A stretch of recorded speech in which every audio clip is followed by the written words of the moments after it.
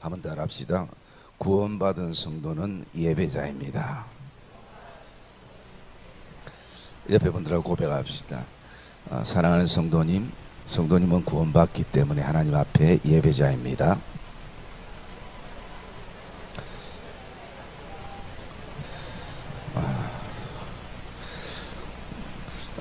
아니 지난주 우리 내적 치유 집회를 했는데 아직 치유가 덜 된 것 같네요. 어? 우리가 수요일 날 이 본문의 말씀을 우리가 묵상을 했었는데, 이 요한복음 4장은 굉장히 우리의 신앙에 중요한 메시지를 주는 말씀이라고 묵상했습니다. 그래서 이 요한복음 4장은 우리가 세 가지의 관점에서 이 본문을 볼 수 있어야 되는 것입니다. 첫 번째는 한 영혼의 갈증과 그리고 목마름 인생에게 찾아오셔서 회복해 하시는 예수님. 혹시 두 번째 기억나나요? 두 번째, 세 번째. 에? 조금 더 배우시면 좋을 것 같아요. 큰 타이틀에서. 그래서 제가 이렇게 설교를 또 기쁨을 할 수 있습니다. 두 번째는, 첫 번째는 권사님이 아까 얘기했던 것이 제 첫 번째 내용에 포함이 됩니다. 어떤 고독과 외로움과 또 육체적인 갈등, 정신적인 갈증, 또 영적인 갈증까지 회복시키시는 예수님을 여인이 만난 회복의 예수님. 그 다음에 두 번째는 2차적인 것이 뭐냐면요, 한 사람이 어떻게 진정한 예배자로 하나님 앞에 서가는 과정을 이 본문에서는 말씀해 주고 있는 것입니다. 그리고 세 번째는 하나님의 구원하심은 보편적인 하나님의 구원의 역사라는 것을 구속사적 관점에서 우리에게 전달해 주는 메시지이기도 하는 것입니다. 그래서 이 세 가지가 이 요한복음 4장 이 한 여인의 모습 속에서 다 발견이 되어집니다. 그래서 우리가 지난 수요일 한 여인의 회복에 대해서 말씀했는데요, 그것을 세 가지로 간단하게 요약하면 이런 내용입니다. 이 여인이 얼마나 인생에 있어서 외롭고 갈증과 고독과 쓸쓸함 속에서 이게 내가 해결할 수 있으면 해결할 수 있는데 내 어떤 힘으로도 환경으로도 해결되지 않는 여인의 모습을 봅니다. 그 여인의 그 고독의 정점을 우리는 그 여인이 물들어간 시간에서 볼 수 있습니다. 여인이 물들어간 시간은 제6시, 한국 시간으로 바꾸면 12시, 즉 가장 햇볕이 강렬하게 내리쬐는 유대인들이 전혀 움직이지 않는 12시와 1시 사이에 우물가를 찾아갔다는 것입니다.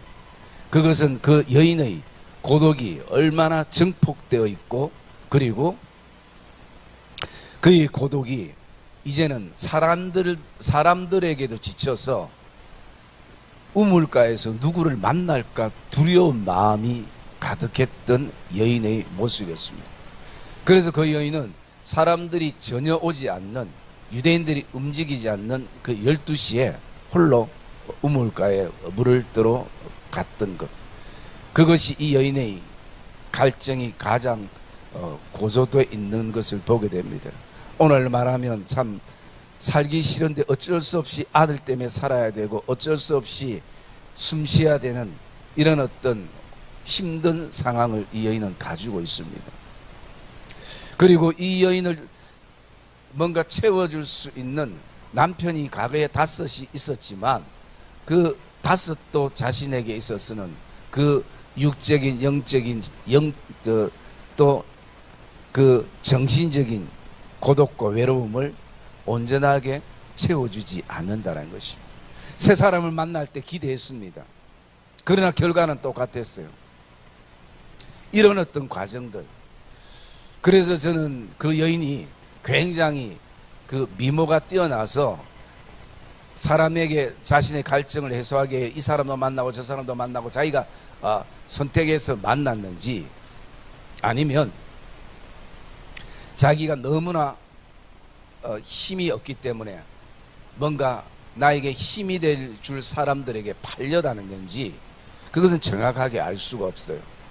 그러나 이 여인이 물을 뜨러 갔다라는 것은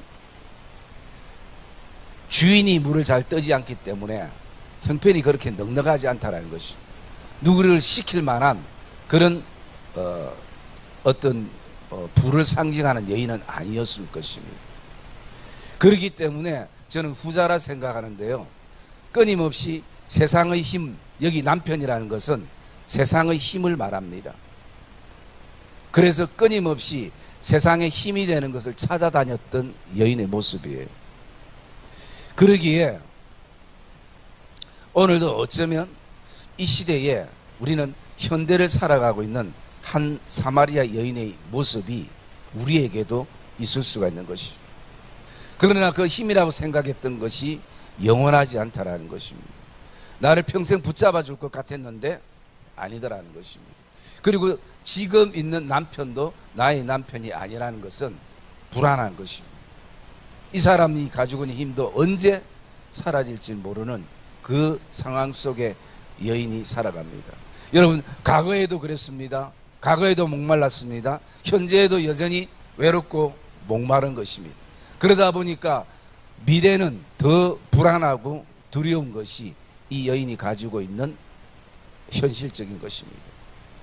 앞에 우물가에 물을 그 시간에 떠갔다라는 것은 여인의 영적인, 심적인, 마음적인 요소를 나타낸다면, 지금 남편에 관계되는 부분들은요, 뭘 나타내는가? 현실을 나타내고 있는 것이죠.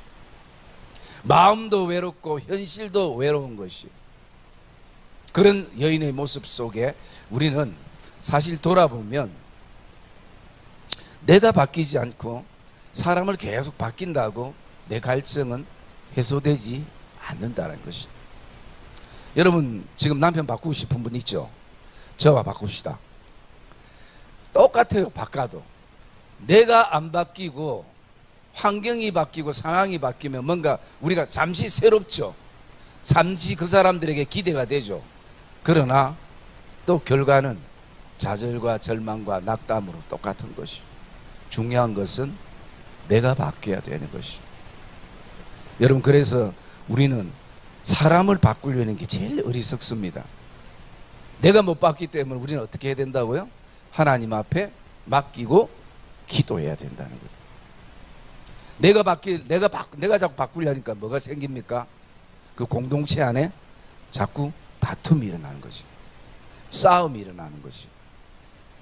여러분, 오늘 새벽에 제가 밴드에도 올린 글이, 내가 이해하려고 하니까 사랑할 수 없다. 사랑하면 이해된다. 참, 얼마나 내가 적고도 명언이지, 얼마나 눈물을 많이 흘렸는지. 응? 여러분, 사랑은 이해의 대상이 절대 안 됩니다. 사랑의 대상이 되는 것이. 이 여인이 6명이 아니라 10명, 100명을 바꿔봐요. 그 목마름은 해결되지 않죠. 그러나 오늘 이 여인이 영원한 신랑 되신 예수 그리스도를 만나게 되어집니다.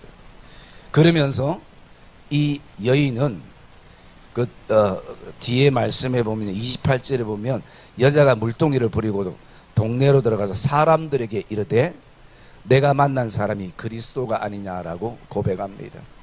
여러분, 사람에 대한 대인 기피증이 주님을 만나면서 해소된 것입니다.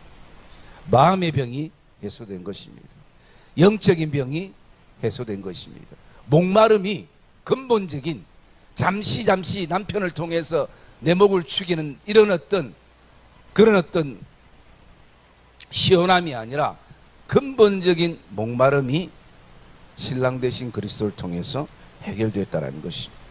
그러니까 이 여인이 어쩌면 평생 자기의 위로가 되고 힘이 되는 그 잠시 목마름을 해결해주는 그 물동이조차도 던져버리고 동네로 뛰어들어가는 것입니다.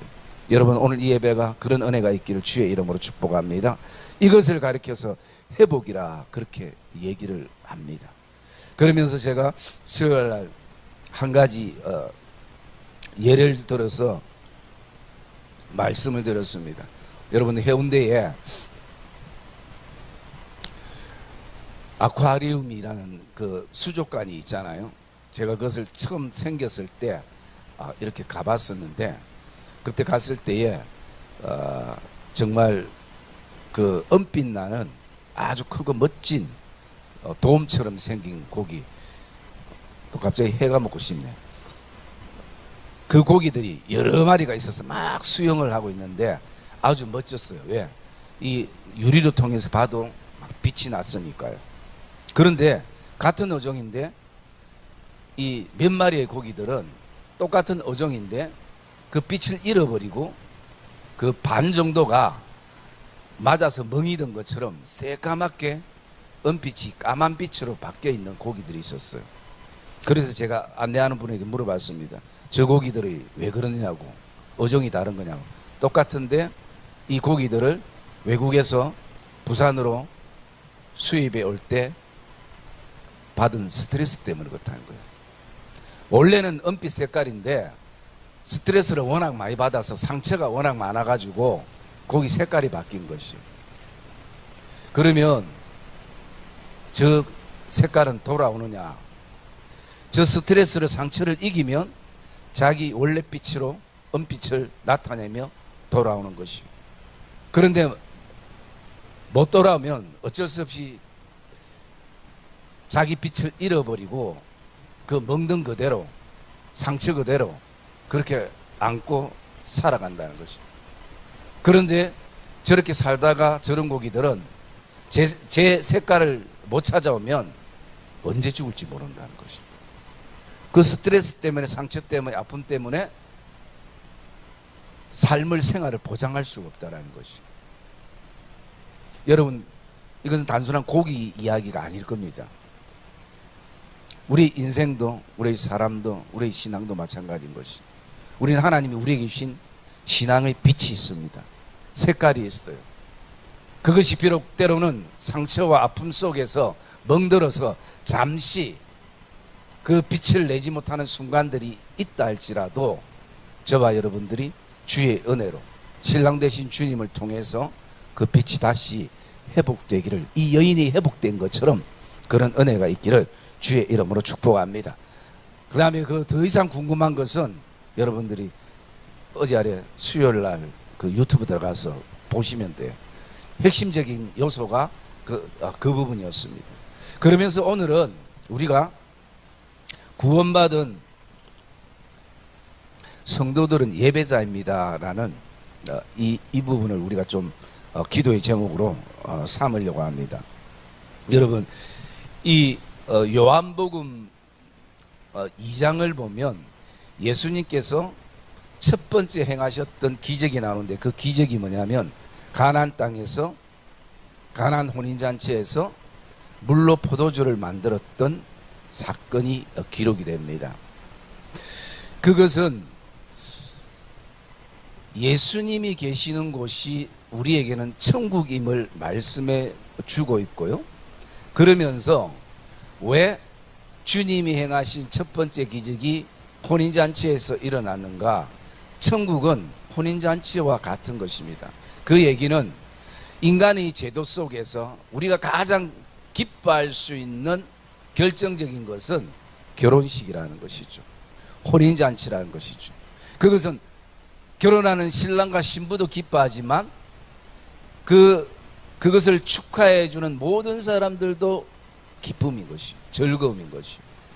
그래서 그 천국을 이 땅에 사는 우리들을 통해서 가장 적절하게 표현할 수 있는 것은 결혼식이고 혼인잔치라는 것이.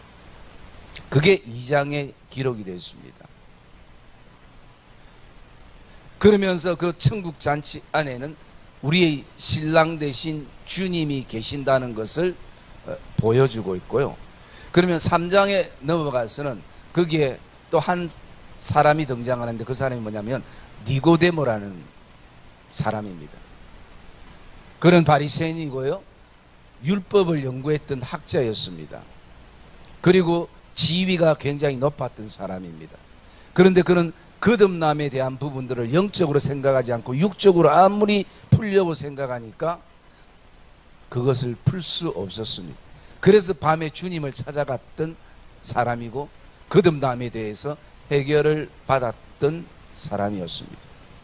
그 다음에 4장에 와서 오늘 누가 등장하냐면 가장 인생의 밑바닥을 사는 한 여인이 예수 그리스도를 신랑으로 맞이하며 오늘도 구원의 기쁨을 경험하는 사마리아 여인이 등장하게 됩니다. 여러분, 이것은 하나님의 구원은 보편적이라는 것, 그것을 우리에게 말씀해 주고 있습니다. 그 시대의 당대의 최고의 학자였고 최고의 권력자였고 최고의 어떤 소유자였고 부자였고 그런 사람도 하나님의 구원에 이르게 되어지고, 또 4장에 와서는 가장 인생의 밑바닥을 살아가는 사람들이 눈길도 한번 주지 않는 그런 인생의 여인에게도 동일하게 하나님의 구원의 역사가 이루어지고 있다라는 것, 이것을 우리에게 말씀해 주고 있는 것입니다.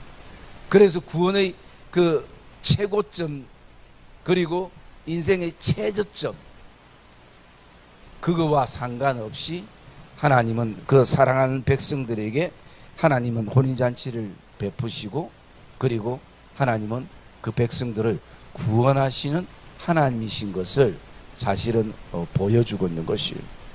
여러분, 이게 저와 여러분 안에 은혜가 되기를 주의 이름으로 축복합니다. 그러면 어중간한 사람은 어떻게 되는가? 여러분, 우리는 상대적이라 절대 어중간함은 없습니다.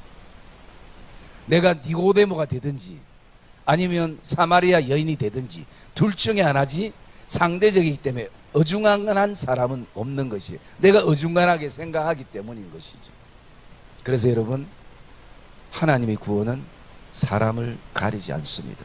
남녀를 가리지 않고, 학력의 배움을 가리지 않고, 재산 여부를 가리지 않고, 그리고 또 나아가서 어떤 지위나 위치를, 그 구원은 가리지 않습니다. 그분의 깊으신 뜻 안에서 오늘도 하나님은 구원을 베푸시기를 기뻐하시는 하나님이신 것입니다. 니고데모 같은 사람에게도, 또 이름 없는 한 여인에게도. 여러분, 그것을 우리에게 지금 보여주는 내용이 사실은 이 4장의 내용입니다. 어쩌면 우리가 돌아보면 니고데모 같은 사람보다는 우리 인생이, 우리 스스로가 돌아보면 사마리아 여인과 같은 인생일 수 있을 것입니다. 그러나 오늘도 사마리아 여인처럼 이런 우리를 하나님께서 그 예수 그리스도를 통해서 구원의 백성으로 삼으신 것, 그것에 저와 여러분들 오늘 감사가 되기를 주의 이름으로 축복합니다. 그 구원받은 백성은요, 이제 뭐가 되냐면 바로 예배자가 되는 것이. 그래서 이 세 가지가 이 4장 말씀에는 다 이렇게 기록이 되어 있는 것입니다. 여러분, 우리는 예배하는 사람들입니다. 그러면 예배는 뭔가? 예배는 엎드리다, 절하다, 그런 의미도 있지만 좀 더 예배를 묵상해 보면요, 내 인생에 있어서 가장 가치 있다고 생각되는 것을 내 인생에 올려놓는 것입니다. 가치 있다는 것. 그래서 여러분, 이 땅에는 우리 예수 믿는 사람뿐만 아니라 타 종교에도 예배가 있어요. 왜? 내가 이것을 가치 있게 생각해서 내 인생의 머리 위에 올려놓는다는 것이에요. 여러분, 오늘도 여러분은 무엇을 가치 있게 여기고 내 인생의 가장 높은 곳에 가치 있게 여기며 올려두고 싶은 대상이 무엇인가? 그게 여러분 예배인 것입니다. 어떤 사람은 재력을, 어떤 사람은 권력을, 어떤 사람은 인기와 명예를, 어떤 사람은 또 이방 신들을. 그러나 오늘 기독교에서 얘기하는 예배는 우리에게 가장 가치 있는 분, 하나님을 내 인생 최고에 올려드리는 시간이 예배의 시간인 것을 저와 여러분이 기억하기를 주의 이름으로 축복합니다. 그게 바로 오늘 하나님이 받으시는 예배고 또 하나님이 기뻐하시는 예배인 것입니다. 여러분, 이 구원의 문제가 해결되어지면서 이 주제가 이제는요, 내가 목마르다, 여인이 목마르다, 또 배고프다, 이런 개념을 떠나서 이제는 하나님 앞에 예배에 대한 흐름으로 흘러가게 되는 것입니다. 그러면서 그 20절에 보면 여자가 이렇게 얘기합니다. 우리 조상들은 이 산에서 예배하였는데 당신들의 말은 예배할 곳이 예루살렘에 있다 하더이다. 21절 여러분 같이 한번 읽어볼까요? 21절 시작.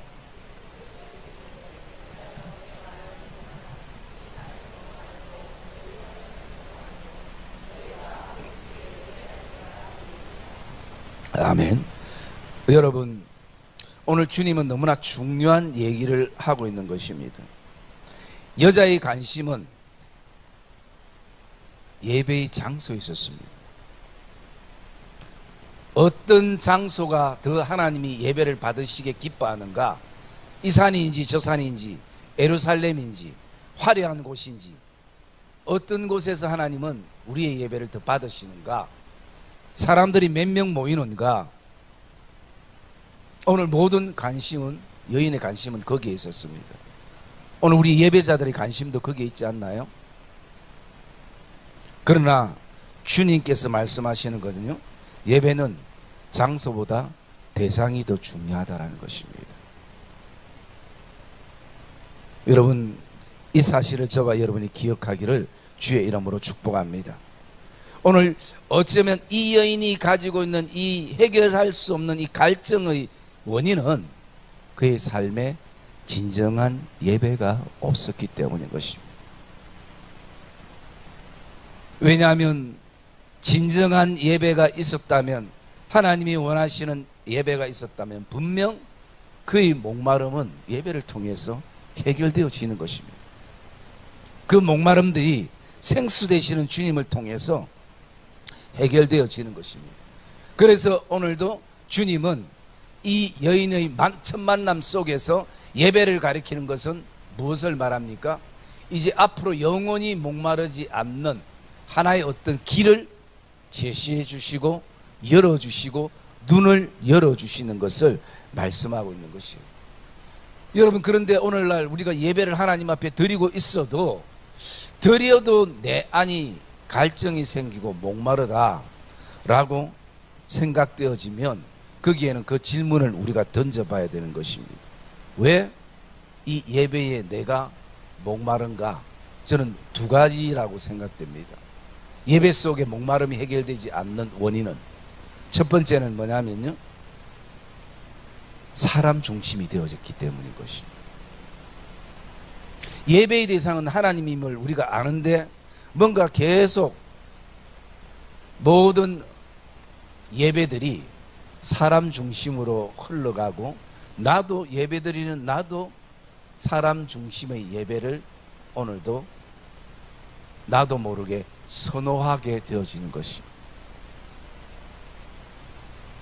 그래서 자꾸 포커스가 사람들이 기뻐하는가 즐거워하는가, 사람들이 은혜를 받는가 은혜를 받지 않는가, 모든 관점이 하나님보다는 예배인 것이죠. 제가 한 번씩 하나님 앞에 기도할 때 죄송한 게 뭐냐면요, 이런 부분들이에요. 하나님, 오늘도 이 예배가 하나님 앞에 영광이 되게 하시고 나에게는, 우리 성도들에게는 큰 은혜가 되고 힘이 되고 기쁨이 되고 감사가 되게 해주소서 할 때 하나님 앞에 진짜 내가 원하는 게 뭔가? 사실은 하나님께 영광, 물론 제 마음이 분명히 영광이 돼야 되죠. 그래야 은혜가 있고 하는데 뒤에 게 마음이 훨씬 더 크다는 거죠. 앞에는 어쩌면 마치 밥 잘 먹겠습니다라고 인사적으로 인사하는 그거로 끝나버리고 뒤에가 더 내가 추구하고 요구하고 원하는 것이라는 것이죠. 여러분이 안 그러면 다행이고요. 저만 그렇다는 거예요. 응? 그래서 여러분 그것을 제가 계속 돌아보면서 자각하고 이게 잘못하면 사람 중심의 예배가 되겠다. 이 부분.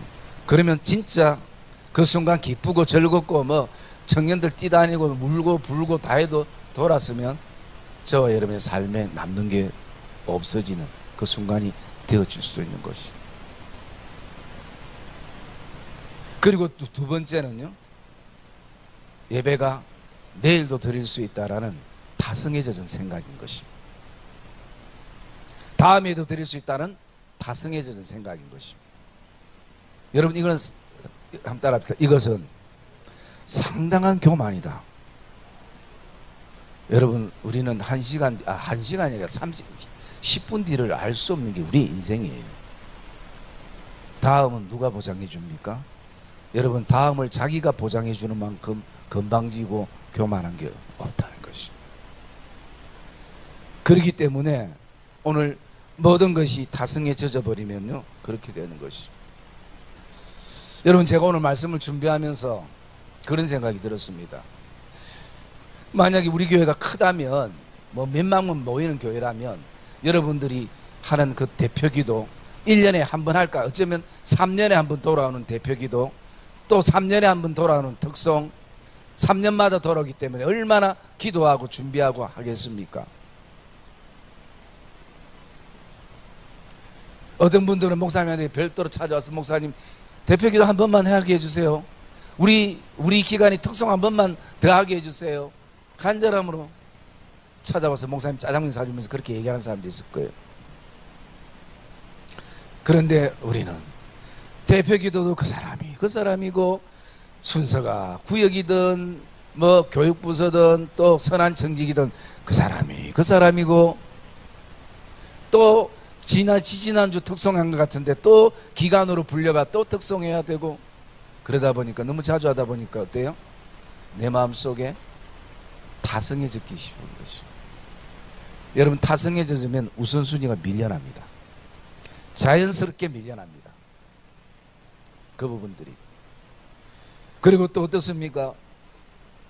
큰 교회는 훌륭한 목사님들이 많아가지고 뭐 다양하게 뷔페처럼 음식을 막 먹을 수 있고 기쁨을 하는데, 우리 교회는 저분이 새벽에도 설교하고 수요일도 설교하고 주일도 설교하고 어디 좀 일주일 어디 안 가시나 그런 생각을 할 만큼 한 목사로부터 여러분들이 설교를 듣는 그런 어떤 고통도 있을 수 있습니다. 그런데 여러분 반대로 생각하면요, 한번 따라합시다. 나에게 기회가 주어지는 것이 기쁨이고 감사하다. 여러분 우리가 하고 싶어도 인생에 할 수 없는 때가 반드시 우리에게 오기 때문에 여러분 오늘도 예배할 때는 이때가 되기를 주의 이름으로 축복합니다.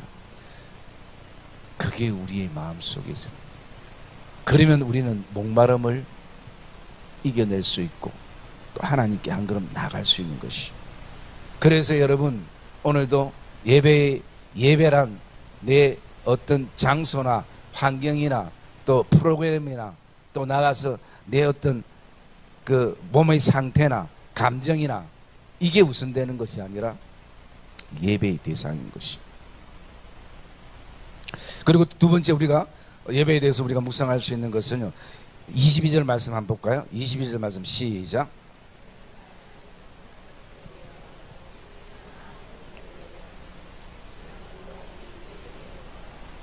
예, 여러분 이 부분은 너무나 중요한 부분이지 않습니까?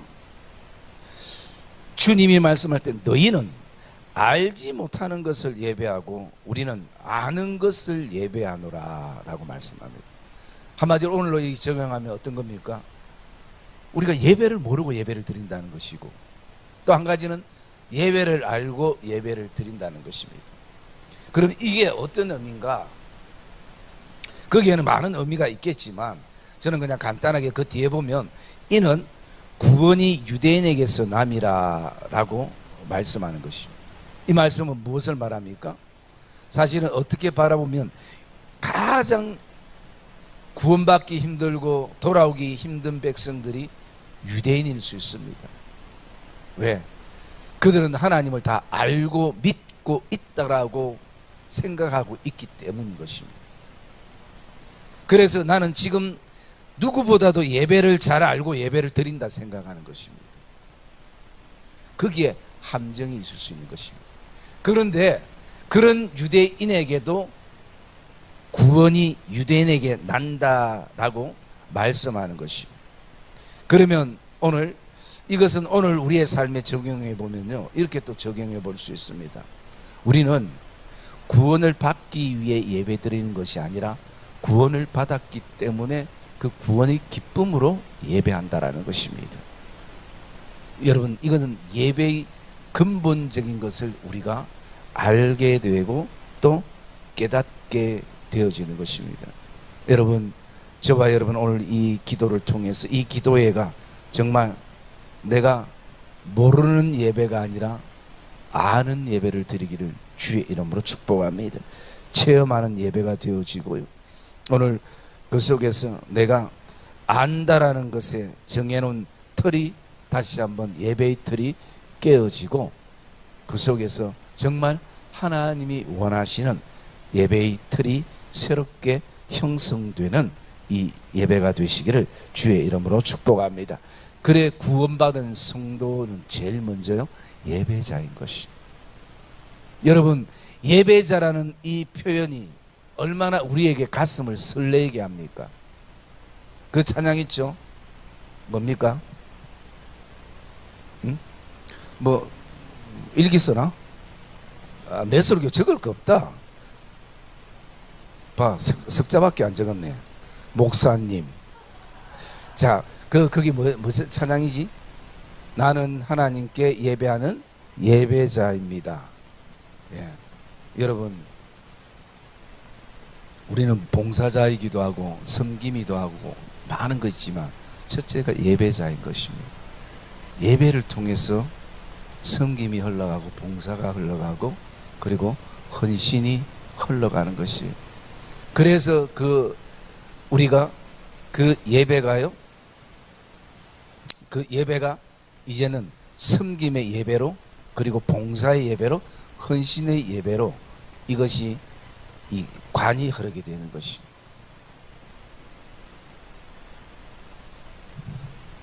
그리고 우리가 또 이제 마지막 한 가지 우리가 같이 좀 묵상하기를 원하는데요, 또 예배에 대해서 우리가 묵상할 수 있는 것은 우리 23절 말씀 같이 읽읍시다. 23절 시작.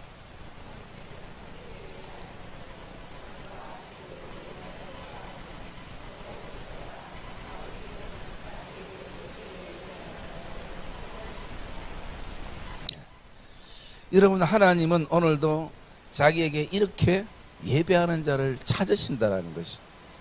여러분, 하나님이 찾는 사람은 딱 한 사람이었어요. 예배자인 것이. 여러분, 교회에 필요한 사람들이 얼마나 많습니까? 그런데 그 사람들이 없어도 하나님은 어쨌든 교회의 주인 되신 하나님은 교회를 이끌어 가시는 것이. 그런데 그 교회를 위해서 하나님이 찾는 사람이 있다면 바로 예배자인 것입니다. 그 예배자가 당신이 되기를 주의 이름으로 축복합니다.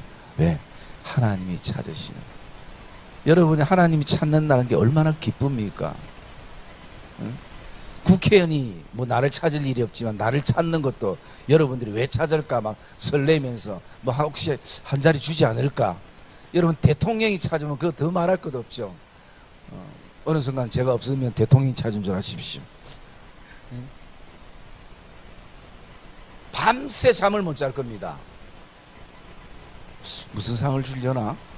뭐 때리려고 찾지는 않을 거고, 그죠? 여러분, 세상의 권력, 최고의 권력도 나를 찾으면 이렇게 우리가 흥분하고 안 가던 미장 가서 꾸미고 새 옷 사고 양복 입고 막 그렇게 나갈 거예요. 그런데 이 땅의 통치자 되시고 만왕의 왕 되시고 나의 사랑 되시고 구주 되시는 그 주님이 오늘 나를 찾으신다는 거지. 예배자로. 그래서 하나님께 참되게 예배하는 자들은 그 당시에 예배가 잘못된 부분들을 지금 지적해 주고 있죠. 뭐 그 부분은 시간상 다음에 나누고요. 하나님이 원하시는 예배가 있다면 영과 진리로 예배할 때가 온다라는 것입니다. 영과 진리로 예배할 때, 율법에 갇혀서 예배하는 것이 아니라 어떤 제도에 딱딱 맞춰서 하는 것이 아니라, 순서에 딱딱 맞춰서 하는 것이 아니라, 여러분 오늘도 우리는 그런 데 익숙해 가지고 뭔가 순서가 조금만 틀리면 힘들어합니다. 여러분, 하나님은 순서에 연연하는 분이 사실은 아닙니다. 우리가 순서가 있다라는 것은요, 무엇을 의미합니까? 예배를 규모 있게 드리기 위해서지, 그 순서 자체가 기록이 되어서 하나님 앞에 영광이 되는 것은 아닌 것이에요. 하나님이 진짜 원하시는 예배는 영과 진리라는 것이에요. 옛날 성경에는 이것이 신령과 진정이라 그렇게 표현되었습니다. 그러면 여기에서 오늘 기록된 들은 이 신령이라는 것, 이 영이라는 것은 퓨뉴마라는 뜻인데요, 이것은 무엇을 말하고 있는가? 이것은요, 숨을 쉬다라는 의미가 담겨져 있습니다.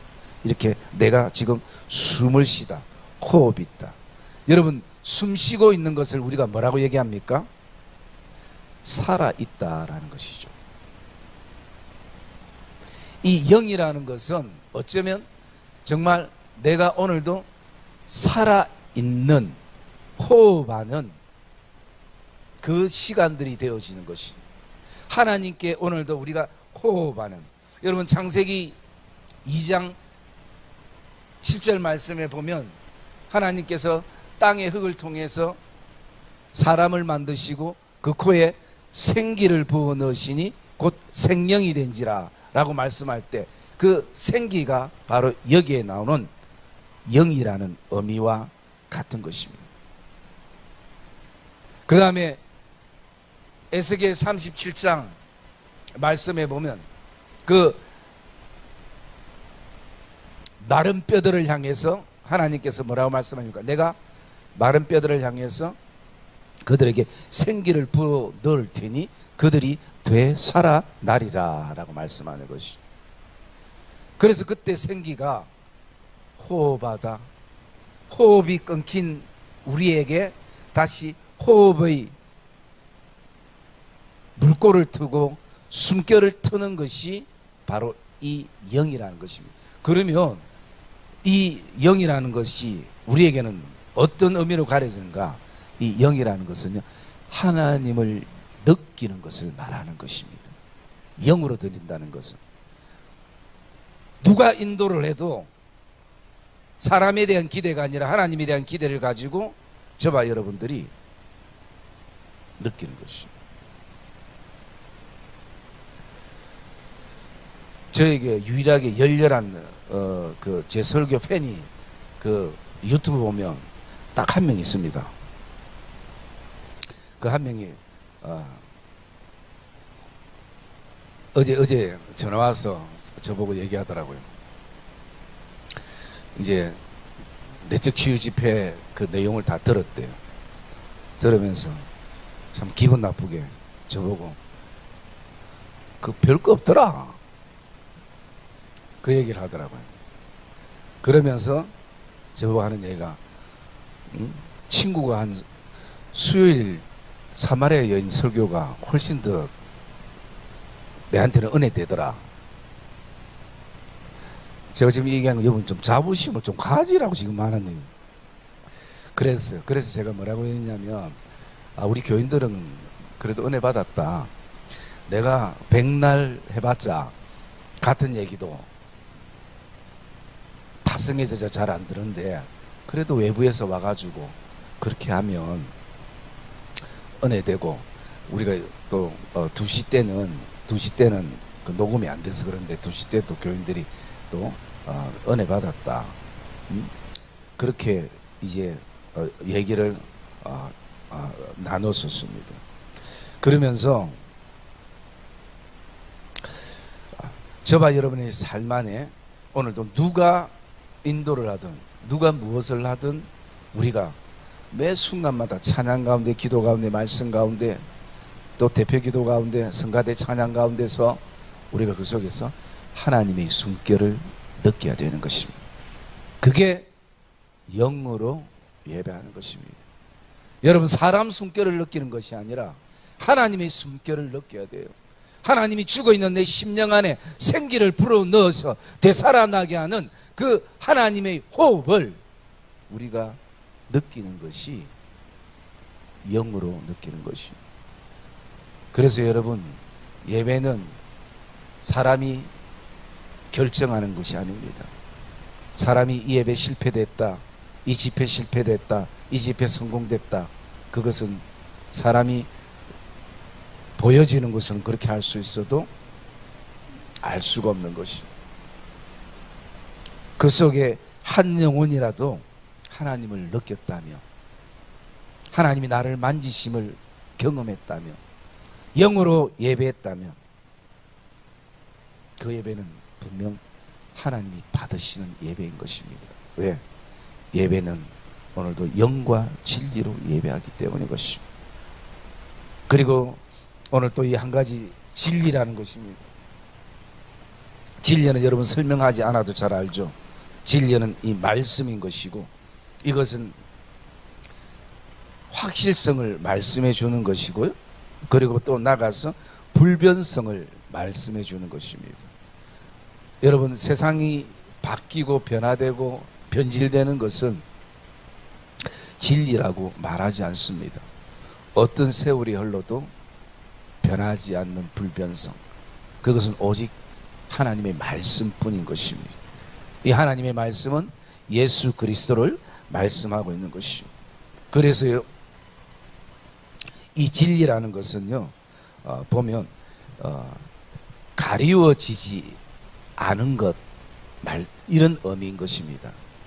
드러난 것, 보여진 것. 여러분, 이것을 다른 말로 우리가 계시라 얘기하는데요, 계시는 무엇을 말씀한 데 있습니까? 뚜껑이 열리다라는 것이. 이 안에, 이 상자 안에 무엇이 담겨있는지 모르지만 뚜껑이 열리면 그 안에 과일이 있는지 아니면 채소가 있는지 뚜껑이 열리기 전에는 몰라요. 뚜껑이 열리기 전에는 우리가 많은 짐작은 할 수 있습니다. 그러나 정답이 맞는지 아닌지는 알 수가 없어요. 그러나 계시, 뚜껑을, 덮개를 열어보면 그 안에 뭔가 들었는지를 알게 되는 것이. 그래서 하나님의 말씀을 우리가 계시라 얘기하고, 진리는 꽁꽁 숨겨진 것이 아니라 드러난 것입니다. 나타난 것입니다. 여러분, 오늘 이 한 여인에게 진리 대신 예수 그리스도께서 어떻게 해요? 드러나신 것입니다. 나타나신 것입니다. 그래서 그 뒤에 말씀 보면 뭐라고 말씀합니까? 내가 곧 그다라고 말씀합니다. 너가 말하고 있는 내가 곧 그다라는 것이에요. 그래서 여러분, 예배는 진리를 만나는 것입니다. 진리 대신 주님을 만나는 것입니다. 그게 예배인 것이에요. 물론 예배를 통해서 성도들을 만나고 목사도 만나고 중요하지만, 여러분, 목사의 역할이 뭡니까? 선생의 역할이 뭡니까? 교사의 역할이 뭡니까? 부교육자들의 역할이 뭡니까? 아이들을 주님께 소개시키는 것이, 중매장인 것이. 그래서 나를 통해서 성도들이 하나님을 만나고 예수 그리스도를 만나면 우리의 사명은 다한 것입니다. 여러분, 얼마나 그것이 우리에게 중요한, 교사에게 중요한 역할이고 또 중요한 요소가 됩니까? 여러분, 오늘 그 말씀 가운데에 25절 말씀 한번 볼까요? 25절 말씀 시작.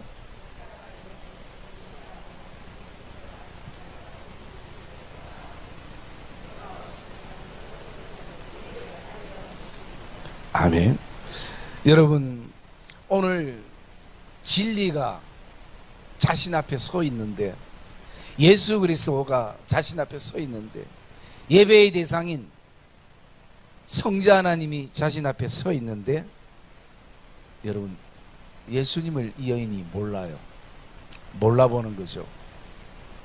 여러분, 우리가 이런 예배를 너무나 숱하게 드렸습니다. 지금도 우리가 그렇게 드리고 있는 것이에요. 여러분, 오늘 기대는 하고 있습니다. 메시아 곧 그리스도라는 분이 곧 오실 것을 내가 알고 있다. 그리고 오시면 우리에게 모든 것을 알려줄 것을 알고 있다. 풀지 못했던 것들 다 풀게 될 것이다.